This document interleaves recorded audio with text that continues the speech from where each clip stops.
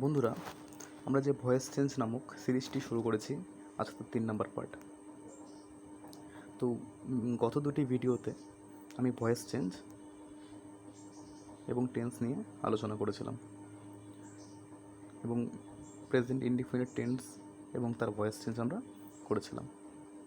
তো আজকের এই 3 নম্বর পার্ট আমি যে শুরু করতে যাচ্ছি, এখানে আমি প্রেজেন্ট কন্টিনিউয়াস টেন্স কী করে চিনবো আমরা, বা আমরা কী করে বুঝবো যে প্রেজেন্ট কন্টিনিউয়াস টেন্সের সেন্টেন্স কোনগুলো, এবং প্রেজেন্ট কন্টিনিউয়াস টেন্স বোঝার পর আমরা তার ভয়েস চেঞ্জ করব। ঠিক আছে, তো তাহলে শুরু করা যাক।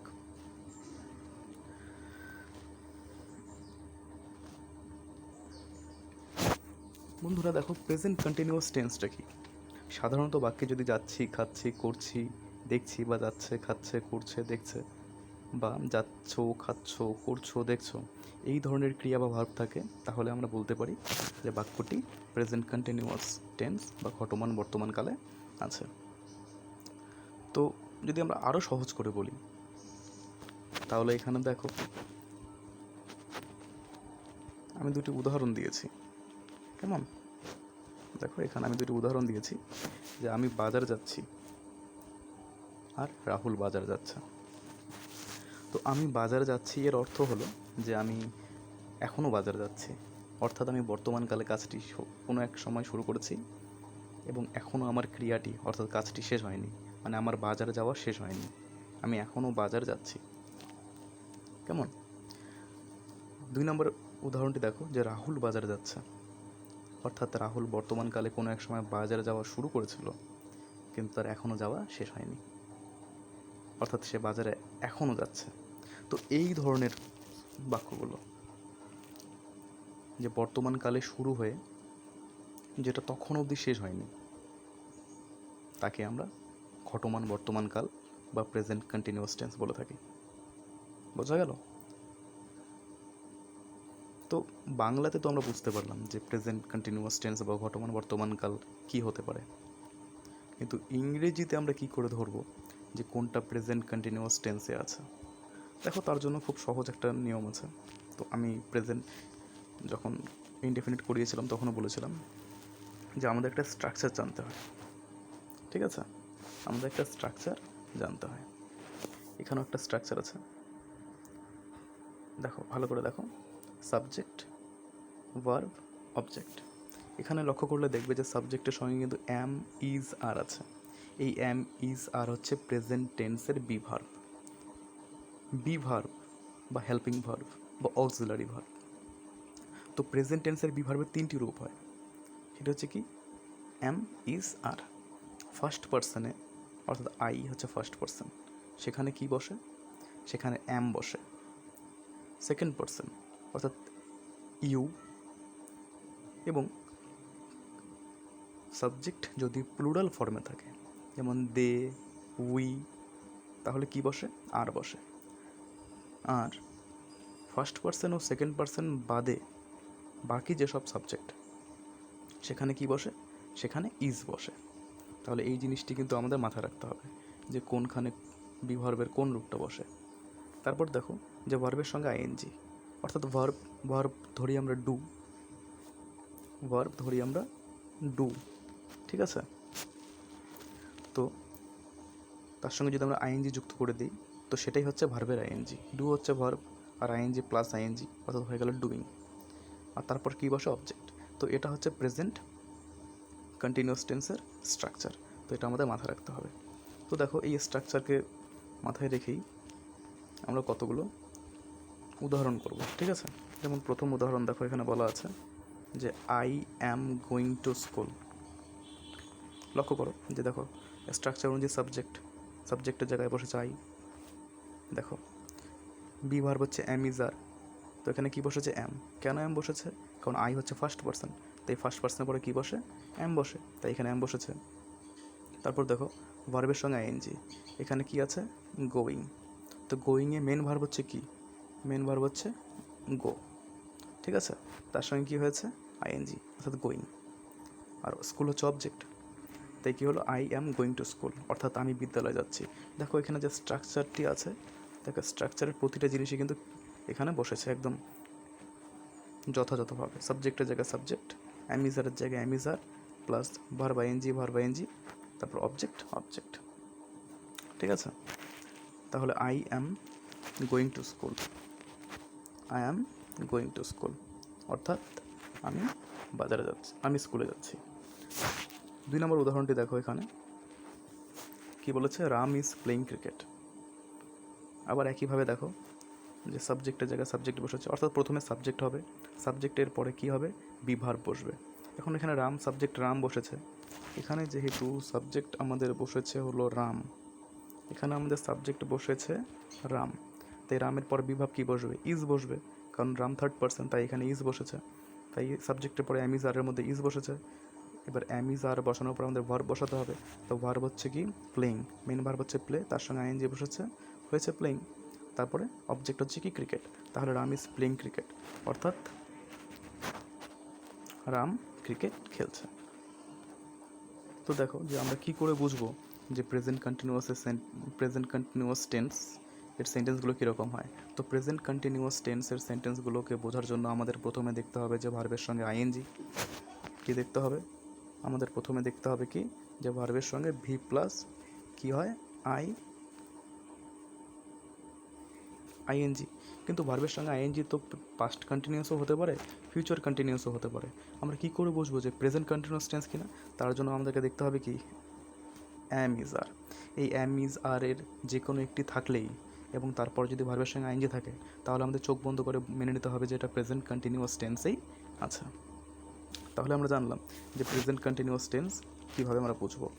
তো এরকম উদাহরণ দেখো এখানে আছে, যেমন I am going to school, going আছে, কিন্তু গোয়িং তো অন্যান্য টেন্সও থাকতে পারে, পাস্ট কন্টিনিউয়াসও হতে পারে, ফিউচার কন্টিনিউয়াসও হতে পারে, তাই না? কিন্তু এখানে ভালো করে লক্ষ্য করলে তোমরা দেখতে পারবে যে এখানে এই অ্যাম নির্দেশ করছে যে এটা না, এটা প্রেজেন্ট টেন্সে আছে। তো এখানে কন্টিনিউয়াস, গোয়িংয়ে কন্টিনিউয়াস, এখানে প্রেজেন্ট কন্টিনিউয়াস, এখানে কন্টিনিউয়াস, এখানে প্রেজেন্ট, অর্থাৎ প্রেজেন্ট কন্টিনিউয়াস। তো আমরা এখানে এভাবে বুঝবো যে প্রেজেন্ট কন্টিনিউয়াস টেন্সের সেন্টেন্স কীভাবে হয়। ঠিক আছে, তো আমরা প্রেজেন্ট কন্টিনিউয়াস টেন্স জানলাম। এবার আমরা জানবো যে প্রেজেন্ট কন্টিনিউয়াস টেন্স থেকে ভয়েস চেঞ্জ কী করে করবো।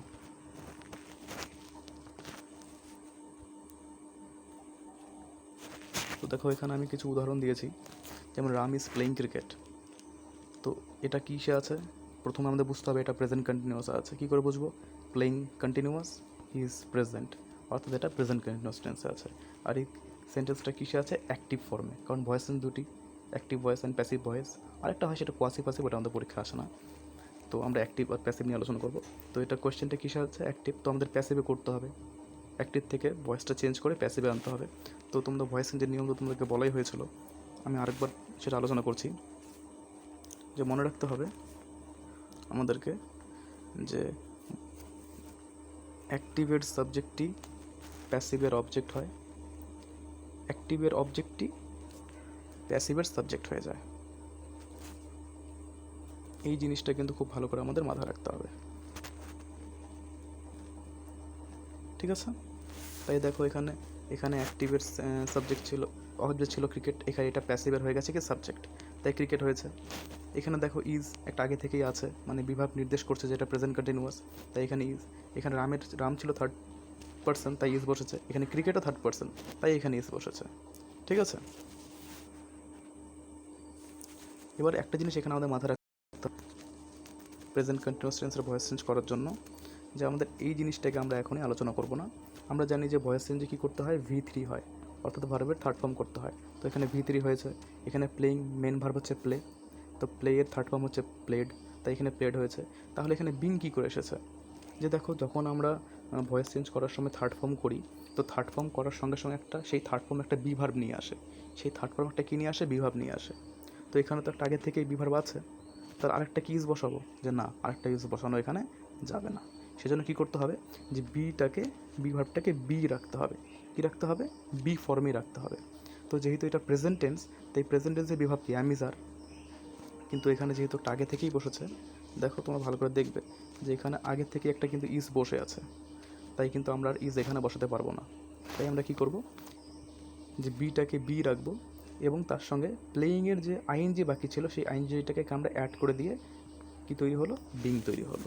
ঠিক আছে, তাহলে অনেকে তোমরা জানো যে বিং এভাবে এমনি লিখে দেয়, কিন্তু বিংটা কিন্তু এমনি হয় না। ঠিক আছে, কি করে হয়, এই যে থার্ড ফর্মের জন্য বি আসলো, বিটা বি রয়ে গেল আগে একটা বিভাগ থাকার জন্য, কেমন, আর এখানে হচ্ছে সেই জন্য আমরা আর বিভাব দিব না বা আর একটা ইজ দিব না,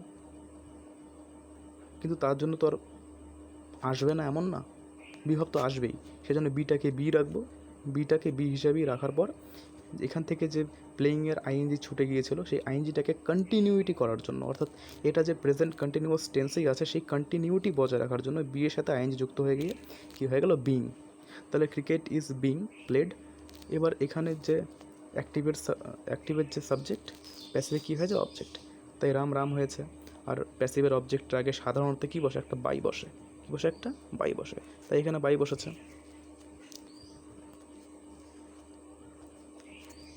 তাই এখানে কি বসেছে, একটা বাই বসেছে। তাই এই রাম ইজ প্লেইং ক্রিকেট, এই অ্যাক্টিভটাকে আমরা যখন প্যাসিভে করলাম সেটা রূপ কীরকম হলো, যে cricket is being played by Ram, cricket is being played by Ram. তো একইভাবে নেক্সট উদাহরণ দেখো, যে আই অ্যাম ইটিং রাইস, এটাও কি প্রেজেন্ট কন্টিনিউয়াসে কী করে, এটা কন্টিনিউয়াস, এটা প্রেজেন্ট, অর্থাৎ প্রেজেন্ট কন্টিনিউয়াস। এই অ্যাক্টিভটাকে প্যাসিভে করলে কী হবে, এখানকার অবজেক্ট এখানে হয়ে যাবে সাবজেক্টে, এখানকার সাবজেক্ট এটা শেষে এসে কী হয়ে যাবে, অবজেক্ট হয়ে যাবে, সাধারণ অর্থে একটা বাই বসবে। তো রাইস, এখানে আই এর পরে কী ছিল,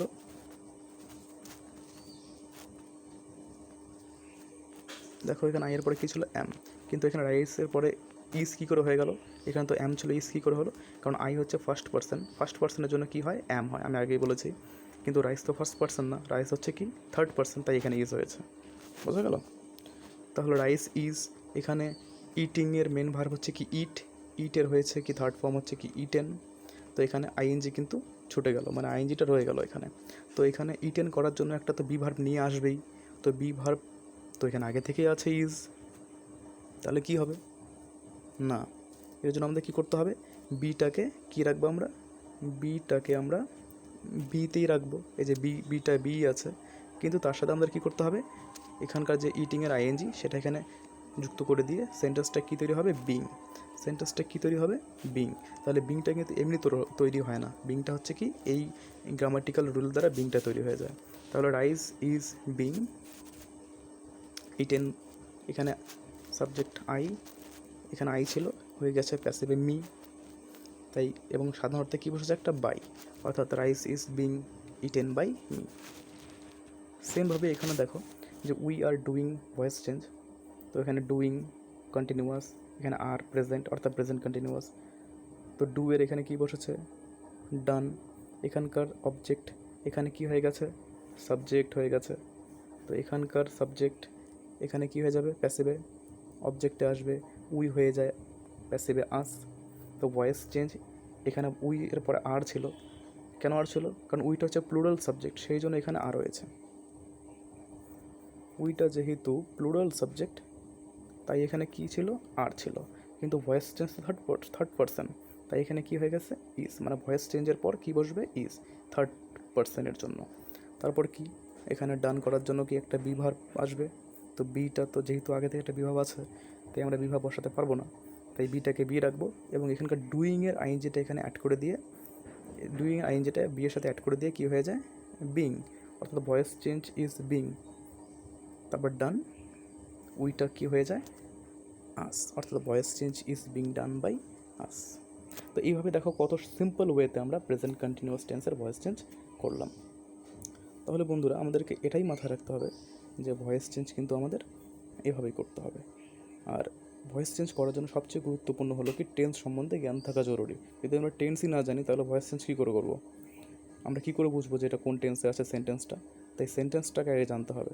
তো সেন্টেন্সটা যদি আমরা জানি যে এটা কোন টেন্সে আছে তাহলে আমরা সেই সেন্টেন্সের রুল অনুযায়ী ভয়েস চেঞ্জটা করে দেবো। তাহলে আজকের ভিডিও এখানেই শেষ হলো। নেক্সট ভিডিওতে আমি এই প্রেজেন্ট কন্টিনিউয়াস টেন্সের আরও কিছু উদাহরণ দিয়ে নেক্সট ভিডিও তৈরি করব।